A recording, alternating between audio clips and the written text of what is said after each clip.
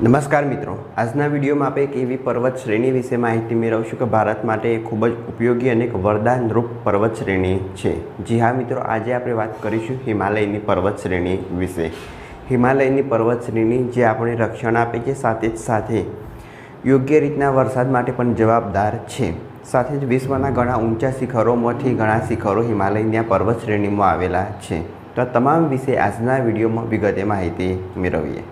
આની ચર્ચા કરીશું આપણે હિમાલયની આ જે પર્વત શ્રેણી છે એનું નિર્માણ ક્યાંથી થયું તેના વિશે। સૌથી પહેલાં આપણે શરૂઆત કરીએ હિમાલયની પર્વત શ્રેણી। આપણે આજે જે વાત કરવા જઈ રહ્યા છીએ ને દુનિયાની સૌથી ઊંચી અને સૌથી ભવ્ય પર્વતમાળા છે, એટલે કે હિમાલય વિશે। હિમાલયનો મતલબ થશે હિમથી આચ્છાદિત, એટલે કે બરફથી ઢંકાયેલી એક પર્વત શ્રેણી, જેને હિમાલય તરીકે ઓળખવામાં આવે છે। તે ભારતની સંસ્કૃતિ, ધર્મ, નદીઓ, હવા અને સુરક્ષા બધું જ હિમાલયની સાથે જોડાયેલું છે। શું તમે જાણો છો કે હિમાલય હજુ પણ દર વર્ષે થોડા મિલીમીટર ઊંચાઈએ જઈ રહ્યો છે? વૈજ્ઞાનિકોએ એવું સાબિત કરેલું છે કે હિમાલય એ દર વર્ષે 5 મિલીમીટર જેટલો ઊંચો થઈ રહેલો છે। અને શું તમને ખબર છે કે વિશ્વના 100 સૌથી પર્વતોમાંથી લગભગ ઘણા બધા ઊંચા પર્વતો હિમાલયની પર્વત શ્રેણીની અંદર આવેલા છે? તો આ દરેક વિશે માહિતી મેળવીએ। આની શરૂઆત કરીશું હિમાલય એટલે શું, હિમાલય છે શું તેના વિશે। હિમાલય શબ્દ એ સંસ્કૃત શબ્દ પરથી બનેલો છે, હિમ અને આલય। હિમનો મતલબ થશે બરફ અને આલય એટલે આશ્રય અથવા ઘર, એટલે બરફનું ઘર, એટલે એનો મતલબ થશે હિમાલય। હિમાલય એશિયા ખંડની સૌથી મોટી પર્વતમાળા છે। આ પર્વતમાળાની શરૂઆત થશે ભારતથી। ભારત, નેપાળ, ભૂટાન, પાકિસ્તાન, અફઘાનિસ્તાન, ચીન સુધી આ ફેલાયેલી છે।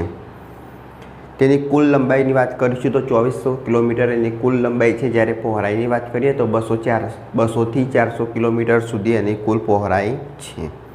ભારતના કેટલા રાજ્યોની અંદરથી આ પસાર થાય છે? તો ભારતમાં જમ્મુ કાશ્મીર, લદ્દાખ, હિમાચલ પ્રદેશ, ઉત્તરાખંડ, સિક્કિમ અને અરુણાચલ આટલા રાજ્યોની અંદર ફેલાયેલી છે। એટલે કે જે ઉત્તર અને પૂર્વ ભાગની અંદર જે રાજ્યો આવેલા છે એમની સાથે આ એક બોર્ડર બનાવે છે। કારણ કે જ્યારે આ જે ભારતીય પ્લેટ હતી એ યુરેશિયન પ્લેટ સાથે ટકરાઈ, એટલે જે ભાગ ટકરાયો એટલે કે ભારતીય બોર્ડરનો, ત્યાં આગળ હિમાલયની રચના થયેલી છે। સમજીએ હવે હિમાલયની રચના કેવી રીતના થઈ તે। લગભગ 20 કરોડ વર્ષ પહેલાં પૃથ્વી પર ભારત એક અલગ દ્વીપ ભૂમિખંડ હતો, એટલે કે જે બાજુ દક્ષિણ આફ્રિકા છે ને નીચે, ત્યાં આગળ ભારત એક અલગ દ્વીપખંડ હતો। પછી ધીમે ધીમે એ જે પ્લેટ હતી એ ખસવા લાગી અને ઉત્તર પૂર્વ ભાગમાં ખસી અને એ યુરેશિયન પ્લેટ સાથે આ પ્લેટ ટકરાઈ। જ્યારે ટકરાઈ ત્યારે એ જે જમીનનો ભાગ હતો એ ઉપસી આવ્યો। પહેલાં ત્યાં આગળ દરિયો હતો, જ્યારે પ્લેટો ટકરાઈ ત્યારે જમીનનો ભાગ ઉપસી આવ્યો અને હિમાલયની રચના થઈ આજથી લગભગ 20 કરોડ વર્ષ પહેલાં। આ અથડામણના કારણે જમીન ઉપર તરફ ઉઠવા લાગી અને લાખો વર્ષની પ્રક્રિયાઓ પછી હિમાલયનું નિર્માણ થયું। આ પ્રક્રિયા આજે પણ ચાલુ છે। વૈજ્ઞાનિકોની શોધ અનુસાર આજે હિમાલય છે દર વર્ષે 5 મિલીમીટર જેટલો ઊંચાઈ વધે છે અને ત્યાં આગળ ભૂકંપ આવવાનું પ્રમાણ પણ સૌથી વધારે જોવા મળે છે। હવે હિમાલયના જે મુખ્ય ભાગો છે એ 3 ભાગો છે, જેમાં એક આવશે મહાન હિમાલય, મધ્ય હિમાલય અને શિવાલિક પર્વતમાળા। મહાન હિમાલય એટલે હિમાલયની અંદર એવા જે પર્વતો આવેલા હોય કે જેની ઊંચાઈ સૌથી વધારે હોય તેમને મહાન હિમાલય તરીકે ઓળખવામાં આવે છે। અહીં વિશ્વના સૌથી ઊંચા શિખરો આવેલા છે, જેવા કે માઉન્ટ એવરેસ્ટ, કાંચનજંગા, નંદા દેવી જેવા શિખરો આવેલા છે, જે આખું વર્ષ બરફથી ઢંકાયેલા હોય છે। ઊંચા હોવાને કારણે ત્યાં આગળ ઠંડીનું પ્રમાણ વધારે હોય, એટલે બરફથી ઢંકાયેલા રહે છે। મધ્ય હિમાલયની વાત કરીશું તો જે સૌથી ઊંચા હોય એના કરતાં સામાન્ય થોડા નીચા, અને સૌથી નીચા પર્વત હોય એના કરતાં ઊંચા, એટલે કે મધ્ય પર્વતો, જેની અંદર શિમલા, મનાલી, મસૂરી, નૈનીતાલ જેવા પ્રસિદ્ધ હિલ સ્ટેશનો આવેલા છે। અહીં આગળ લોકો પ્રવાસ પર જતા હોય પણ એ ખબર ના હોય કે આ જે પર્વત શ્રેણી છે એ કઈ પર્વત શ્રેણીનો એક ભાગ છે, તો આ હિમાલય શ્રેણીનો એક ભાગ છે અને ત્યાં આગળ મોટી સંખ્યામાં પ્રવાસીઓ જાય છે। ત્રીજી શ્રેણીની વાત કરીશું તો એ આવશે શિવાલિક પર્વત શ્રેણી, જે હિમાલયની સૌથી દક્ષિણ અને સૌથી નીચેનો ભાગ છે। તે નવી રચાયેલી પર્વતમાળા માનવામાં આવે છે। અહીં જંગલો અને વન્યજીવોની મોટી સંખ્યાઓ જોવા મળે છે। હવે હિમાલયની અંદર આવેલા સૌથી મોટા એવરેસ્ટ એટલે કે સૌથી ઊંચા એવરેસ્ટની વાત કરીશું તો એ સૌથી પહેલાં માઉન્ટ એવરેસ્ટ, જેની ઊંચાઈ 8,848.86 મીટર, જે દુનિયાનું સૌથી ઊંચું શિખર છે. અને આ શિખર ઘણા લોકો દ્વારા શેર કરવામાં આવ્યું, ઘણા બધા લોકો ભારતીય પણ છે. હવે આ જો માઉન્ટ એવરેસ્ટ શિખર શેર કરવું હોય તો તમારે નેપાળ સરકારની પરવાનગી લેવી પડે અને એના પછી તમે આના પર જઈ શકો. બીજા નંબરે સૌથી ઊંચું વાત કરીશું તો એ છે કાંચનજંગા, જેની ઊંચાઈ 8,586 મીટર છે. ભારતનું સૌથી ઊંચું શિખર છે. જે માઉન્ટ એવરેસ્ટ છે મિત્રો, એ દુનિયાનું સૌથી ઊંચું શિખર છે. અને આગળ વાત કરીએ નંદાદેવી, જેની ઊંચાઈ 7,816 મીટર જેટલી છે. ભારતના સૌથી પ્રસિદ્ધ પર્વતોમાંનું એક. આપણે હિમાલય શ્રેણીની અંદર ઘણા બધા એવા પર્વતો આવેલા છે કે સાંસ્કૃતિક સાથે જોડાયેલા છે, સાથે ધર્મ સાથે જોડાયેલા હોય. જે રીતના કૈલાસ પર્વત આવેલો છે તો એ મહાદેવની સાથે મહાદેવ અને પાર્વતીનું સ્થાન ગણાય છે, તો એ આપણા માટે એક પવિત્ર વસ્તુ ગણાય. તેવી રીતના હિમાલય શ્રેણીની અંદર ઘણા એવા પર્વતો આવેલા છે જે આપણી ધર્મ અને સંસ્કૃતિ સાથે સંકળાયેલા છે. હવે હિમાલયમાંથી નીકળતી કેટલીક ભારતીય નદીઓ વિશે માહિતી મેળવીએ કે ભારતમાં જીવન ટકાવી રાખવા નદીઓ ખૂબ મહત્ત્વનો ભાગ ભજવે છે. હિમાલયને ભારતની જીવનરેખા કહેવામાં આવે છે. ત્યાંથી ઘણી બધી મોટી નદીઓ નીકળે છે, જેમાંથી ગંગા, યમુના, બ્રહ્મપુત્રા એ સૌથી મોટી નદીઓ છે. ગંગા એ નદીનો મુખ્ય સ્ત્રોત છે. ગંગોત્રી ગ્લેશિયરમાંથી નીકળે છે ગંગા નદી. પછી વાત કરીએ યમુના, તો યમુના નદી અહીંથી નીકળે છે. પછી આવશે બ્રહ્મપુત્રા નદી. બ્રહ્મપુત્રા રિવર એશિયાની સૌથી શક્તિશાળી નદીઓમાંની એક. આ નદીઓ કરોડો લોકોને પાણી તથા ખેતી માટે જીવન આપે છે. બ્રહ્મપુત્રા નદી છે ને ચીનમાં થઈ અને અરુણાચલ પ્રદેશમાં થઈ અને ભારતની અંદર પ્રવેશે છે.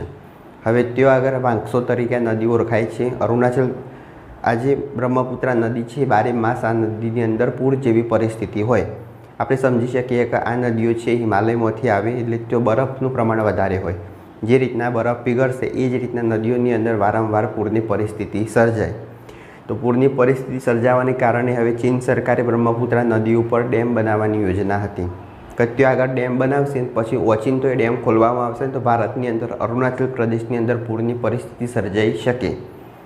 હવે એને રોકવા માટે શું કરવું જોઈએ, તો ભારત સરકાર દ્વારા અરુણાચલ પ્રદેશની અંદર પણ એક ડેમ બનાવવામાં આવશે કે જેથી એ જે પ્રવાહ આવશે એને ભારતની અંદર રોકી શકાય, જેથી નુકસાન થઈ શકે નહીં.